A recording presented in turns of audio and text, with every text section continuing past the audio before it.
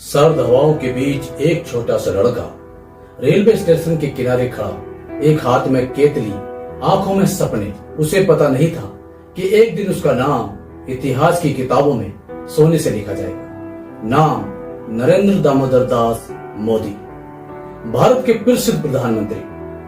तो दोस्तों, आज हम बात करेंगे मोदी जी के जन्म से लेकर अब तक के सफर के बारे में, क्योंकि दोस्तों मोदी जी के इस सफर में सिर्फ राजनीति नहीं है, इसमें है गरीबी, संघर्ष, तिरस्कार और एक इंसान का वो सफर जो चाय से शुरू होकर देश की सत्ता तक जा पहुंचा। तो चलिए आज आपको सुनाते हैं एक आम इंसान की असाधारण सी कहानी। समय 17 सितंबर 1950, गुजरात का एक छोटा सा कस्बा वडनगर। यही हुआ था उस बच्चे का जन्म जो आगे चलकर भारत की राजनीति की परिभाषा को बदलने वाला था। नरेंद्र मोदी जी का बचपन आरामदायक नहीं था। पिता दामोदर दास मोदी रेलवे स्टेशन पर चाय बेचते थे और माँ हीराबेन घर संभालती थी। कुल 6 भाई बहनों में नरेंद्र मोदी जी तीसरे नंबर पर थे। एक वक्त ऐसा भी था जब उनके घर में बिजली तक नहीं थी और पढ़ाई के लिए दिए की रोशनी में पढ़ना पड़ता था। लेकिन इस अंधेरे में एक तेज रोशनी छिपी हुई थी, उनकी मेहनत। बचपन में मोदी जी अपने पिता के साथ स्टेशन पर चाय बेचते थे। लोग कहते थे ये लड़का कुछ भी नहीं कर पाएगा, लेकिन वो चुपचाप लोगों की बातों को सुनते रहते और सपने बुनते रहते। और दोस्तों, छोटी सी उम्र में ही उन्होंने धार्मिक ग्रंथों में रुचि लेना शुरू कर दिया था।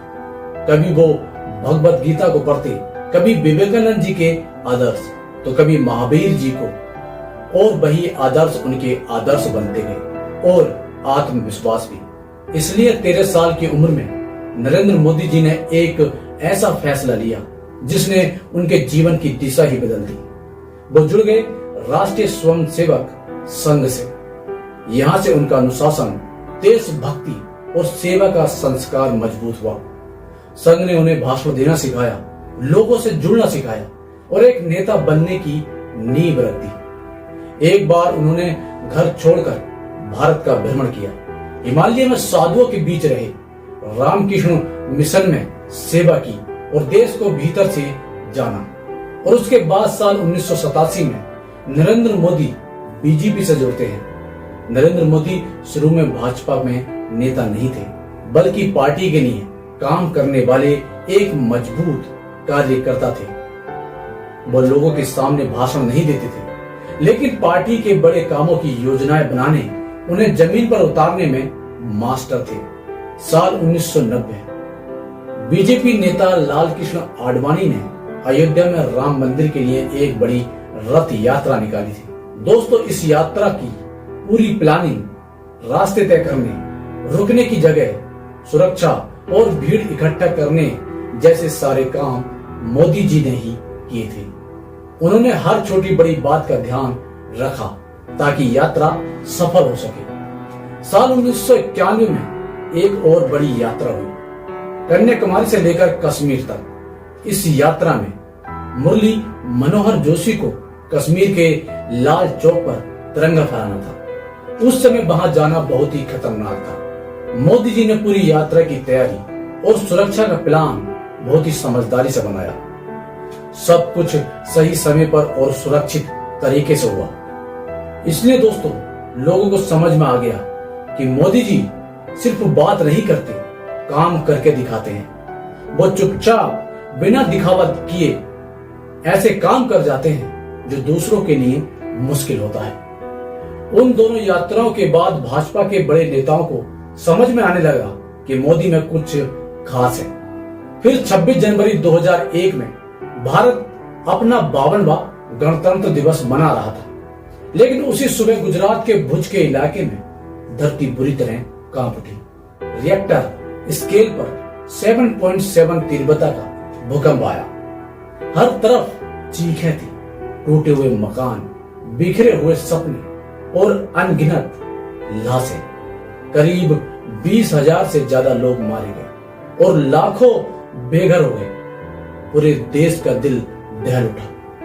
लेकिन सबसे ज्यादा टूटा था गुजरात। सरकार पर सवाल उठाने लगी, जनता परेशान थी।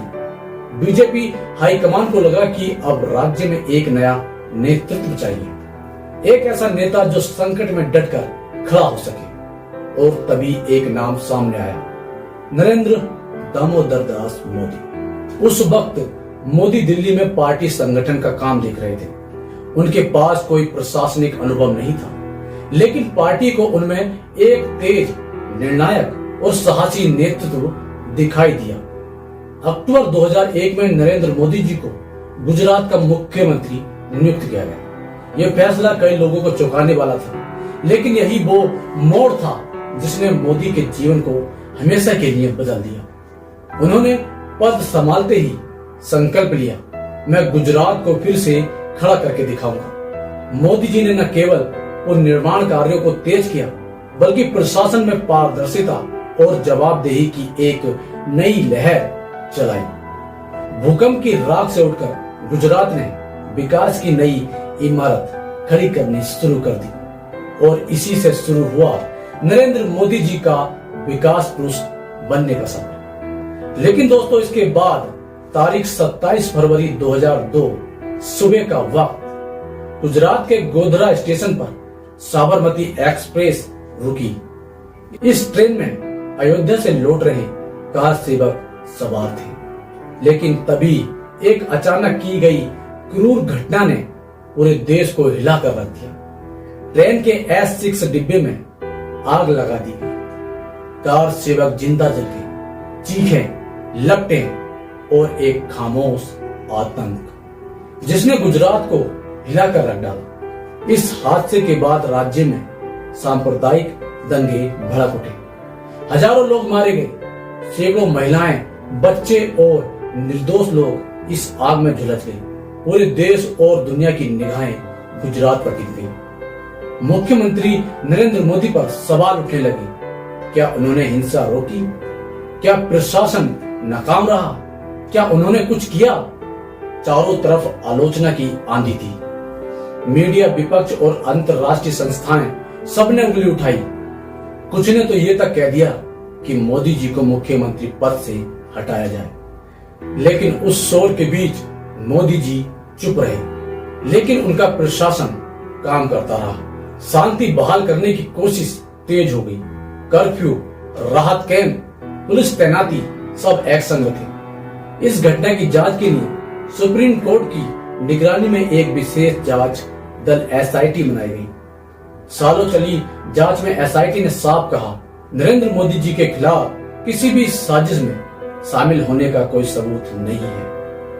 लेकिन तब तक जो होना था वो हो चुका था। मोदी जी का नाम पूरे देश में गूंजने लगा। कोई उन्हें मसीहा कहता तो कोई उन्हें खलनायक। हर मंच पर चर्चा होने लगी। मोदी अब सिर्फ एक मुख्यमंत्री नहीं थे, वो एक विचार बन चुके थे। एक ऐसा नाम जिससे कोई प्यार करता था तो कोई नफरत। लेकिन दोस्तों, नजरअंदाज कोई नहीं कर सकता था। दोस्तों, इस दर्दनाक अध्याय ने उन्हें तोड़ने के बजाय और मजबूत किया। अब वो पहले से ज्यादा प्रतिबद्ध और ज्यादा केंद्रित हो चुके थे। यही वो समय था जब नरेंद्र मोदी के अंदर एक और सोच आकार ले रही थी। क्या मेरा सफर सिर्फ गुजरात तक सीमित रहेगा? साल 2002 से 2014 गुजरात मॉडल की शुरुआत और उदय। दोस्तों, गोधरा कांड और दंगों के आंच से निकलकर नरेंद्र मोदी जी ने गुजरात को एक नई दिशा देने की ठानी। उन्होंने तय कर लिया था, अब गुजरात सिर्फ एक राज्य नहीं रहेगा, ये भारत के लिए एक विकास की प्रयोगशाला बनेगा। मोदी जी का मंत्र था, मिनिमम गवर्नमेंट, मैक्सिमम गवर्नेंस, यानी कम दखल वाली सरकार लेकिन ज्यादा असरदार प्रशासन। यही बना उनका मूल मंत्र। उन्होंने बिजली से हर घर को रोशन किया। गुजरात में पहले कई गांव ऐसे थे जहां बिजली सिर्फ नाम की होती थी। मोदी सरकार ने ज्योति ग्राम योजना चलाई, जिसका मकसद था हर गांव में 24 घंटे बिजली को जाना। देखते ही देखते गुजरात देश का पहला ऐसा राज्य बन गया जहां गांव और शहर दोनों में 24 घंटे बिजली मिलने लगी। गुजरात एक सूखा प्रवण राज्य था। किसानों की फसलें बार बार खराब हो जाती थी। मोदी ने नदी जोड़ योजना, जल संरक्षण अभियान और माइक्रो इरिगेशन प्रोजेक्ट शुरू किए। सुजलम सुफलाम योजना जैसी योजनाएं चलाई, जिससे लाखों हेक्टेयर जमीन सिंचाई लायक बन सके। उन्होंने सड़कें और कनेक्टिविटी पर काम किया। उन्होंने कहा, अगर निवेश चाहिए तो सबसे पहले रास्ते चाहिए। हर गांव को शहरों से जोड़ने की मुहिम शुरू हुई। बुलेट ट्रेन का सपना और हाईवे नेटवर्क का सपना यहीं से जन्मा। मोदी समझते थे अगला विकास गांव से शुरू होगा, लेकिन तकनीक के साथ गुजरात के गांवों में ऑप्टिकल फाइबर नेटवर्क बिछाया गया। ई गवर्नेंस को बढ़ावा मिला। ई ग्राम, ई सेवा सेंटर, ऑनलाइन भूमि रिकॉर्ड जैसी सेवाएं शुरू हुई। नतीजा 2014 तक नरेंद्र मोदी सिर्फ गुजरात के मुख्यमंत्री नहीं थे, वो एक ब्रांड बन चुके थे। गुजरात मॉडल अब पूरे देश में चर्चा का विषय था।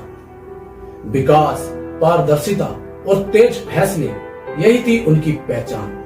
अब सवाल उठने लगा, क्या मोदी सिर्फ गुजरात के लिए बने हैं या फिर अब समय है उन्हें दिल्ली की गद्दी सौंपने का। साल 2013, एक चाय वाला अब देश का प्रधानमंत्री पद का उम्मीदवार है।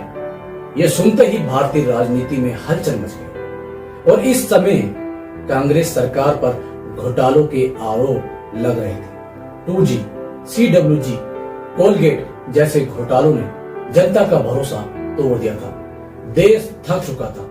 महंगाई, भ्रष्टाचार और बेरोजगारी से लड़ते लड़ते इसी बीच भारतीय जनता पार्टी ने एक ऐतिहासिक कदम उठाया। 13 सितंबर 2013 को नरेंद्र मोदी को प्रधानमंत्री पद का उम्मीदवार घोषित कर दिया गया। ये सुनते ही देश सन्न रह गया। मोदी जी तब तक गुजरात में विकास की एक मजबूत छवि बन चुके थे, लेकिन दिल्ली की सत्ता यह किसी ने सोचा नहीं था।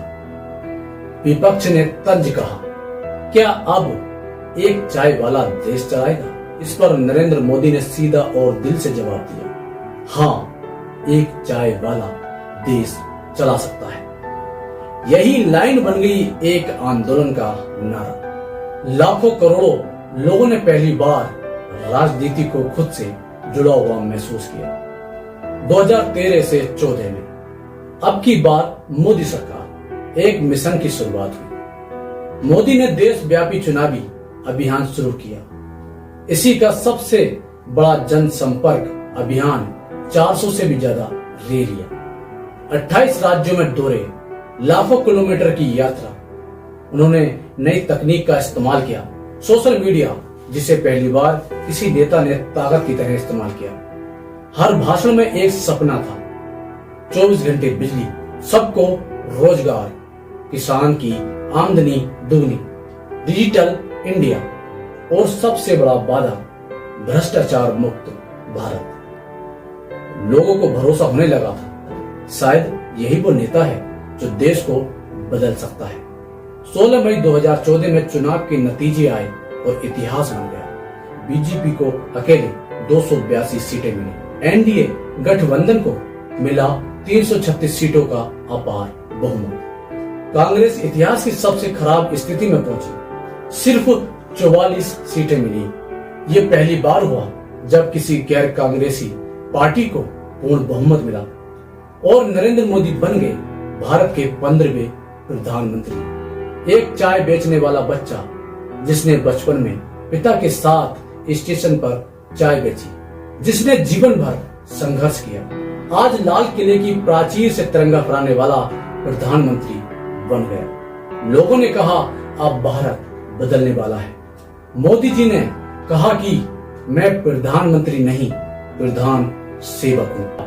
23 मई 2019 बीजेपी ने और भी बड़ी जीत हासिल की, 330 सीटें जीती। देश ने भरोसा जताया, मोदी आएंगे और देश को आगे ले जाएंगे। 2024 में फिर एक बार मोदी सरकार। देश में चुनावी माहौल फिर से गर्म हुआ। एक तरफ विपक्षी दलों ने गठबंधन इंडिया, दूसरी तरफ मोदी जी का 10 साल का रिपोर्ट कार्ड। 4 जून 2024 नतीजे आए। यही बीजेपी को पहले जैसे पूर्ण बहुमत न मिले हों, लेकिन एनडीए को बहुमत मिला और नरेंद्र मोदी ने तीसरी बार प्रधानमंत्री पद की शपथ ली। दोस्तों, 100 साल में पहली बार कोई गैर कांग्रेसी नेता लगातार 3 बार प्रधानमंत्री बने। आस्था या एजेंडा? नरेंद्र मोदी को अक्सर हिंदुत्व का चेहरा कहा जाता है। राम मंदिर, धारा 370, 3 तलाक जैसे मुद्दों पर उनके फैसलों ने यह धारणा और मजबूत की। धार्मिक राष्ट्रवाद, गोरक्षा के नाम पर हिंसा और अल्पसंख्यकों की चिंताएं। दोस्तों, इन सभी ने उनके शासन पर कई बार सवाल खड़े किए। विपक्ष ने उन्हें ध्रुवीकरण का मास्टर कहा, लेकिन समर्थकों ने कहा वो वही कर रहे हैं जो देश की आत्मा चाहती है। मोदी पर 2 नजरिए। एक विपक्ष कहता है मोदी अपने फैसलों को थोपते हैं, विरोध नहीं सुनते। और दूसरा कहता है देश को आगे बढ़ाने के लिए कभी कभी कड़वी दवा जरूरी है। उनके समर्थक अक्सर कहते हैं जो देश के लिए सही है वो मोदी करते हैं, चाहे वो फैसला मीठा हो या कड़वा। नरेंद्र मोदी जी की सबसे बड़ी खासियत यह है कि वो फैसले लेने से डरते नहीं है। आलोचना हो या आंदोलन, ट्रोलिंग हो या चुनावी खतरा, मोदी झुकते नहीं, काम करते रहते हैं। कुछ लोग इसे आत्मविश्वास कहते हैं, कुछ अहंकार। लेकिन जो भी हो, मोदी को अब नजरअंदाज करना अब किसी के लिए आसान नहीं। तो दोस्तों, नरेंद्र मोदी की कहानी सिर्फ एक सफर नहीं बल्कि एक संदेश है कि जब हौसला बुलंद हो तब कोई भी मुश्किल हमें रोक नहीं सकती। जहां उम्मीद खत्म होती है वहां से शुरुआत होती है।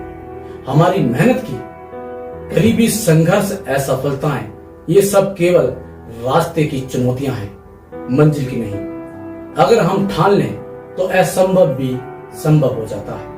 नरेंद्र मोदी जी ने हमें सिखाया है कि सपने देखने की हिम्मत हो और उसे पूरा करने की लगन हो तो कोई भी ऊंचाई दूर नहीं।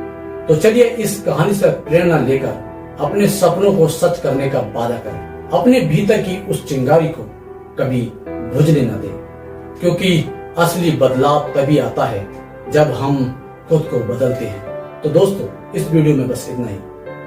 मोदी जी के बारे में आप क्या राय रखते हैं हमें कमेंट बॉक्स में जरूर बताएं। और वीडियो पसंद आई हो तो वीडियो अपने दोस्तों तक शेयर जरूर करें और चैनल को सब्सक्राइब करें ऐसी ही और वीडियोस देखने के लिए। याद रखें, आपकी मेहनत, आपका संघर्ष और आपका विश्वास ही आपके सपनों की ताकत है।